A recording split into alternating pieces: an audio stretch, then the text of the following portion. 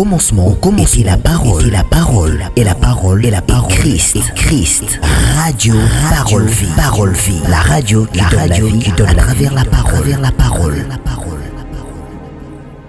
Shalom bien-aimés dans le Seigneur. Merci Bandeko Balandi Radio Parole Vie. Mais vos amis partout à travers le monde entier. Mais vos kati pour mina butu to pena tonga lelo. Ni pona ko somba to ko teka kasipona ko kanzama. Bien-aimé, la Bible dit mutobi kaka kate pona lipa kasi na maloba nyoso ezobima na monoko na nzambe ne pesaka lobiko. C'est vrai bien-aimé dans le Seigneur, tu en as poussé lipa pona tonga nzoto. Tu en as poussé liloba pona ko tonga bu moto ya moto. Job Azolba chapitre 32 verset 8. En réalité dans l'homme ce n'est pas ce que nous voyons. Ce n'est pas non plus ce qu'on peut toucher. En réalité dans l'homme c'est l'esprit. Bien-aimé dans le Seigneur, Jérémie Azolba chapitre 15 verset 16. Je recueille tes paroles, je les ai dévorées et tes paroles ont fait la joie et l'allégresse de mon cœur. Zamba tobela zakana na likanisike soka bali azu eseng. Nzoka pe bato aussi babala bazaka na mikakatana. Zaka tunso kanisa soki aboti nde azuki na motema. Ezana bato bana babana 8, 10, 15, 7. Ni bien-aimé bana mikakatana. Ngolo bete kimia solo yaka na nzailo bana nzambe. Nebite nino yoyoka bien-aimé du Seigneur. Parce que kondima yana oto yoka. Soloka mi ba médecin kondima pe ikoma plus na maloba o ba médecin bazo bisayo. Tout semble bien-aimé. Que le te péché merci. Yesu Messia Nazareth pour nous bakuma la mepesa melibiso. Na butu te pena tonga le lonkolo.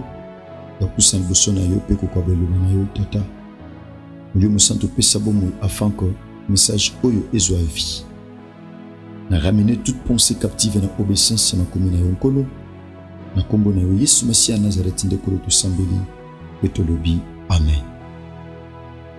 Bien-aimé dans le Seigneur, maman comme autozorobela autobandaki depuis mardi, ezali nini na salité. Bien-aimé, c'est une question. Yesu Messia Nazareth azotu na biso mutuna nini na salité. Ninyo bozela ke pa na ngana sala eke na salité, boyebisa ngango. Bo rappeler ngango nini ngana salité. Mon frère Maseko ki pe kozala kapo na yo. Osala nyoso mi batu bandima ote. Kozela kate batu bandimo panda ko sala bolamu. Kozela te batu ba betro maboko panda ko sala bolamu. Makome lobi pa ko sala a sala bolamu a continue ko sala bolamu. O pas sala mabe a continue pe ko sala mabe. Mais moko na moko a kozali futi ko lentama o ya zo sala. Pa zo sala mabe a kozali futi na mabe. O pas sala bolamu a kozapeli futi na ye ya bolamu. Bien-aimé du Seigneur, thème na biso ezali nini na salité. To fani sami na évangile ya selon Jean chapitre 19 le verset 30. Pa wapi Christ alobaki ete nyonso ekokisami. Nyonso ekokisami. To zalelo l'évangile ya Marc chapitre 10 verset 46 à 52.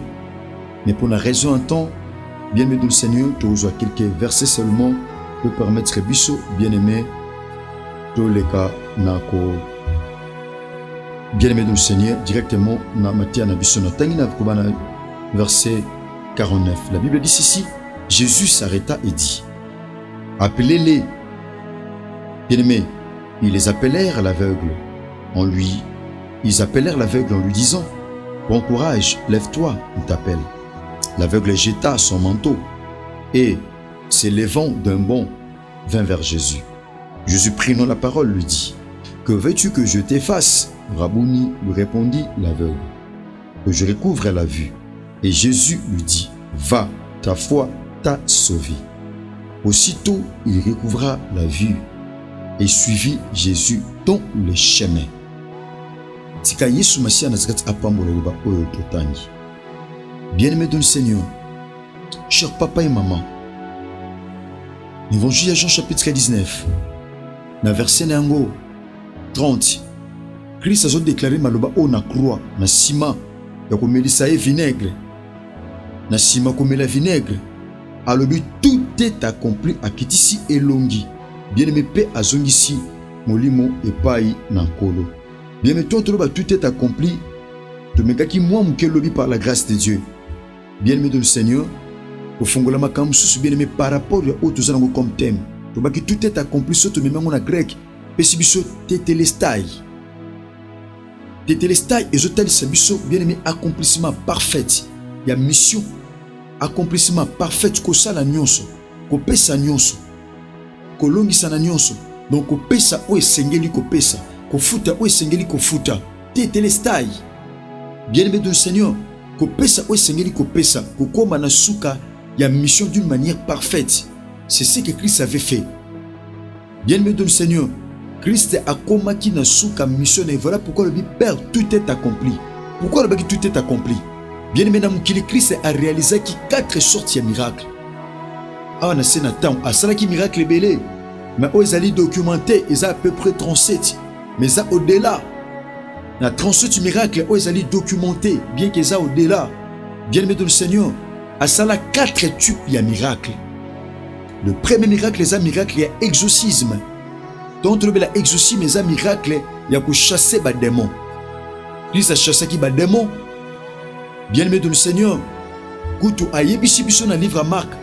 L'évangile à Marc chapitre 16, a Bibi comme kolanda bato ba ondim. Na kombo nanga, Yesu Masia Nazareth, bako chasser ba démons. Bako chama boko likola maladi pe ba obika. Bako saisir ba serpent. Bien aimé de le Seigneur, bako loba mino kwa sika. Atako bako mela poison.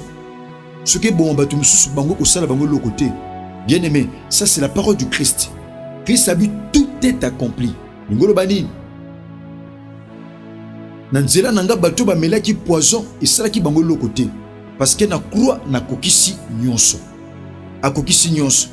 Bien aimé de le Seigneur, le kola Christ a sala ki nyonso sengela ki sala. Azangi sekite ko pese loko moko songolo. Dans Jean chapitre 6, après ça, batou mapa, balia.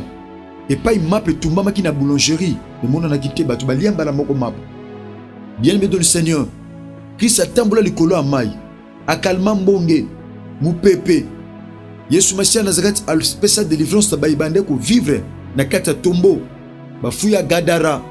Nenge fou abima ki na cimetière, azunga ki na famille na ye. Christ a sala ki beaucoup de miracles. Miracle à exorcisme.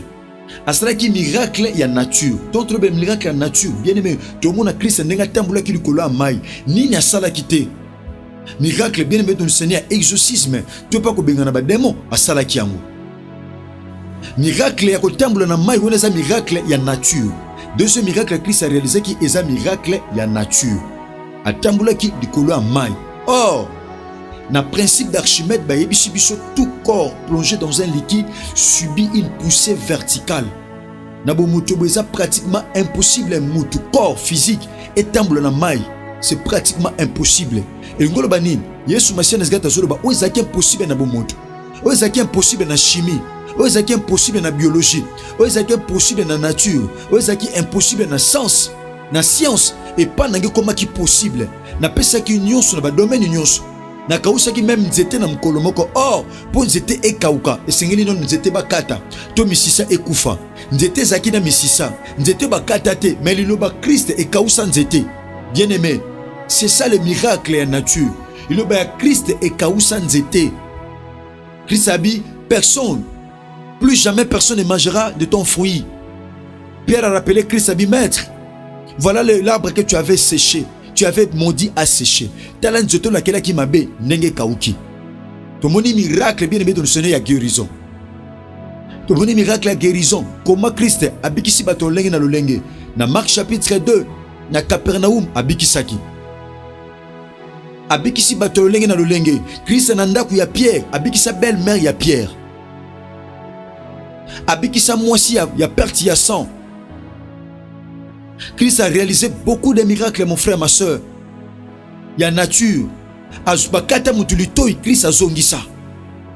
Nini a salité. Abi nini na salité. Qu'est-ce que je n'ai pas fait? Le so lito ibakata na zongisa. Lito ibakata na zongisa. Na sali miracle aloyi na lolenge. Mai na tambula likolo nango. Mai oe mela ba boîte ebele. Nzaba pambula pasteur Atoms. Abi atambula na mai oe mela ba boîte ebele. Mai oezo nyoko la batu Christ atambula likolo nango. Asuki wana te miracle ya résurrection. Alléluia. Tomona mwana veuve Naïn ase quoi? Tomona Lazare ase quoi? Bien-aimé de Seigneur, Christ a réalisé toutes sortes de miracles. Voilà pourquoi na croix abi nini na salité, tout est accompli. Alobeki ngo na suka yambo azwa molimo azong c'est pas na tata abi tout est accompli. Donc la facture est totalement payée parce que ma mission est comme na suka. Boyebi sanga nini na salité. O sengela ki na pesa ki lobiko na pesi mabala na pesi nyo sengela ki na pesi bo rappeler ngai na croix nini non na salité. Ni na salité Christ a pesa ki nyoso na ngana rappeler maman moko papa moko de ko samba na biso réaliser na vino tanga na Bible nini o Christ azaki incapable ko réaliser na Bible bien aimé o na vino zone mona comme si etikala ko salemate. Bien aimé, parmi les miracles au Christ salaki, bien aimé, il y a miracle à guérison. L'autre a touché beaucoup plus miracle à guérison. Et peut-être autant à bien aimé dans le Seigneur évangile, il y a Marc chapitre 10, verset 46. Bien aimé, tel ici biso li solo il y a Bartimée. Bartimée moana il y a Timée. Bien aimé, comme à Bartimée, ils en a plusieurs sens. Ils en a plusieurs sens, ils ont dépendent de l'interprétation. Il y a prédicateur, d'un prédicateur à un autre. Ils ont dépendent, bien aimé de le Seigneur, la présentation un message. Bien aimé de le Seigneur, le lingue prédicateur à comprendre en haut pour nous couper ça de manière à ce qu'il est édifié. Bien aimé, le lingue qui est édifié. Tobi Bartimée na grec. Soit tu es na grec, Bar est tel sabiso fils. Timée est-elle sabiso honoré, honneur, topé honorable. Bartimée, wana na grec. Soto sangisi kombo wana Bartimée, et l'ingolo qui sa fils de l'honoré, fils d'honneur, topé fils de l'honorable, honorable. Mais fils ya honorable, abimisi un aveugle. Abimisi mwana o aza honoré te lokolaye. Ezana batobele babima na famille ya bien. Mais bango mo baza bien te. Ezana batubele ba bima na ba quartier ya bien, bango moko baza bien te. Ezana batubele ba bima na ba mboka ya bien, mais bango moko baza bien te. Ezana batu susu réaliser ba bima na ba parents ya bien, mais bango moko baza bien te. Mutu ya bongo, bien aimé de le Seigneur, aza Bartimée. Papa za honorable. Papa za honorable. Bien aimé de le Seigneur, mais aboti mwana o aza aveugle. Bien aimé, na tangu ya kala kobota mana handicap engo talisa biso source na yango eza péché. Yango réaliser l'évangile de Jean chapitre 9 ba disciple ba yepa na Christ maître yebisa biso nana sali masumu po mwana mobala bima aveugle. Jamais eko salama ke mutu abota mabu sans miso. Mutu abota mabu miso zo mona te yebisa biso mto yeba makambo nyonso. Nini komela ki mwana mobali o habité yete ndasaki lisumu ni ba para na ye ezalaki po kembo ya Nzambe etalisama. Ezalaki po kembo ya Nzambe etalisama. Bien mais tolobi na grec Bartimée la kisi fils de l'honoré. Fils d'honneur. Mais surtout que na araméenne langue au Christ bande kolobela. Bien aimé, Bartimée so talisa biso l'impureté. Et talisa biso la honte. Et talisa biso faux. Bien aimé, na araméen bar et la kisi faux. Ou réaliser na kati ya Bible, tangu Thomas Paul azoteya, bakutani na bar Jésus. Donc faux Jésus. Bakutani na faux Jésus. Ande ko luka détourner foi ya préconcile. Bakutani na bar Jésus. Donc faux Jésus. Yesu me a faux. Ndelo tozo mona ngobe ba Yesu a faux ba bimi bimi. Donc Bartimée me a faux.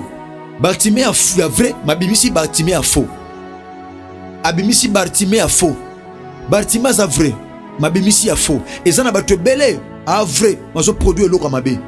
Ana musala bien, ma zo produit ma kamamalamte. Bartimée, faux Timée.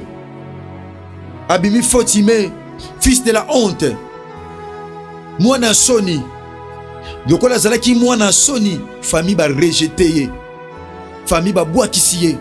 Loko za mwana soni o vivre sous nanda côté. Loko za mwana soni il faut ba bimisa yo. Oza sous na famille wana te. Bartimée ba bimisa qui est bien aimé dans le Seigneur. Pendant que ba bimisi Bartimée a se retrouvé na balabala. Ezana ba tobele destiné na ye et comment na balabala. libala na ye ekoma na balabala, vie na ye ekoma na balabala, santé na ye ekoma na balabala, ba projet na ye ekoma na balabala, nyonso ye et se retrouva na balabala, nyonso na balabala. Tata afai na ndako na bana msusu, mais Bartimée lokola bimaki faux a se retrouver na balabala. Pourquoi?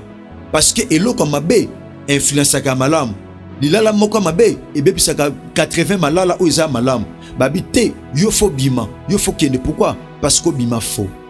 Bien aimé, na kata fausseté na ye a se retrouver au bord du chemin. Eza bato belé nyonso vine eza se retrouver na balabala. Bartimée zaki aveugle. Un aveugle c'est quelqu'un a une difficulté à komona. Bien aimé, mais ana misu et mona ante mais matoi et yokaka pe munoko elobaka. Bartimée bien aimé de le sonner atako misu bande komona te mazaki na matoi. Lebe dit ayoki ke Yesu Messia Nazareth aliya bima. Akotaki na Jericho ya rataki Christ etango akotaki mais na kobima abi no raté te no raté mo mbalote. Christ abi nini na salité. J'ai tout accompli. Oye sengela ki na sala na sali. Christ pendant kazoleka Bartimée abando gang. Fils de David.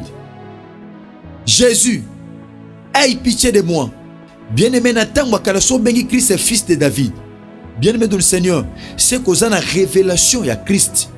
Fils de David signifie Messie, libérateur, sauveur.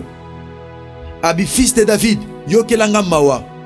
Tata nanga aza honorable mais na bima raté. Libala nanga bima raté. Santé nanga bima raté.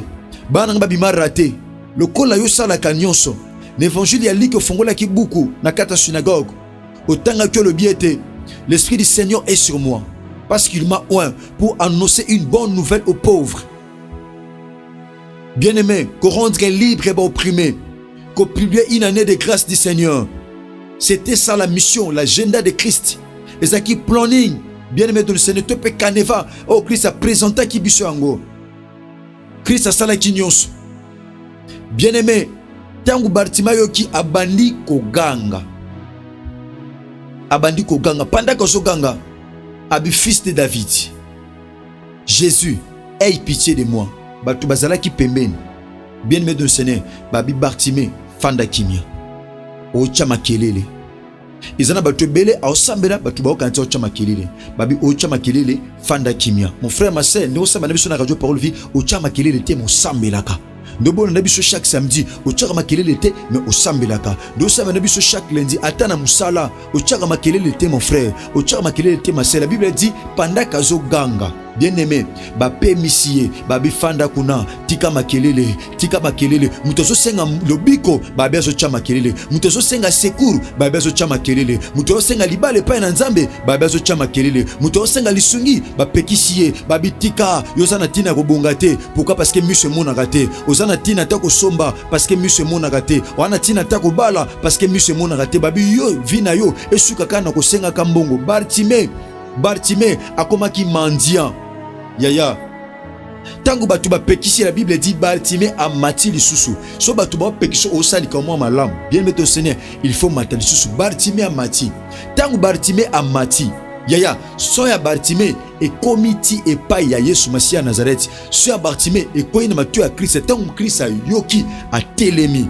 Christ a yoki a telema. Omoni Christ a sala nyonso ne koloso. A kokisa nyonso pourquoi? A telema pour nous résoudre des problèmes ya batu. A lekate bien aimé dans le Seigneur. Ce qui a telema pour nous résoudre des problèmes ya Bartimée. Lelo a kotelema na buta lelo kando kati pongi pour résoudre des situations na yo. Nzamba pambolo ndoko lobi amen. A kotelema pour résoudre des problèmes na yo. A kotelema pour résoudre des inquiétudes na yo. A kotelema pour résoudre soni na yo. A kotelema pour résoudre des problèmes topé mikakata na yo.